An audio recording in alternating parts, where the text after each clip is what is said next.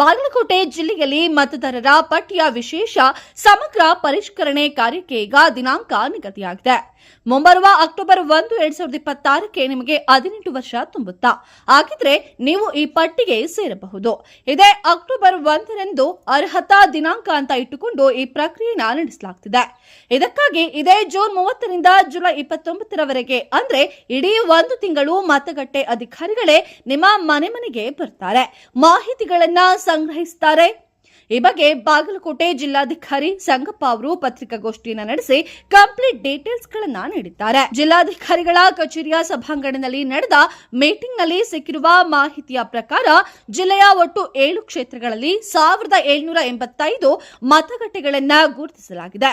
ವಿಶೇಷ ಏನಂದ್ರೆ ಪ್ರತಿ ಬೂತ್ಗೂ ಒಬ್ಬೊಬ್ಬ ಅಧಿಕಾರಿಯನ್ನ ನೇಮಕ ಮಾಡಲಾಗಿದ್ದು, ಇವರೆಲ್ಲರ ಕೆಲಸವನ್ನ ಮೇಲ್ವಿಚಾರಣೆ ಮಾಡೋಕೆ ಪ್ರತಿ 10ರಿಂದ 12 ಬೂತ್ಗಳಿಗೆ ಒಬ್ಬರಂತೆ ಸೂಪರ್ವೈಸರ್ ಕೂಡ ಹಾಕಲಾಗಿದೆ.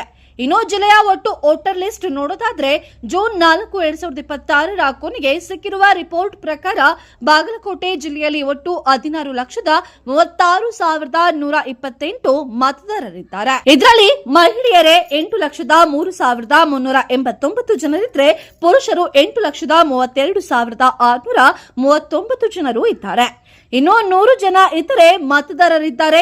ಇನ್ನೊಂದು ಮುಖ್ಯವಾದ ವಿಷಯ ಅಂದ್ರೆ ಜಿಲ್ಲೆಯ ಮತಕ್ಷೇತ್ರಗಳ ಮ್ಯಾಪಿಂಗ್ ಕೆಲಸ 97.07% ಈಗಾಗಲೇ ಮುಗಿದಿದೆ. ಈ ಇಡೀ ಪ್ರಕ್ರಿಯೆ ಪಾರದರ್ಶಕವಾಗಿ ನಡೆಯೋಕೆ ಆಯಾ ರಾಜಕೀಯ ಪಕ್ಷಗಳ ಬೂತ್ ಮಟ್ಟದ ಏಜೆಂಟರ್ಗಳು ಕೂಡ ಅಧಿಕಾರಿಗಳ ಜೊತೆ ಇರಲಿದ್ದಾರೆ.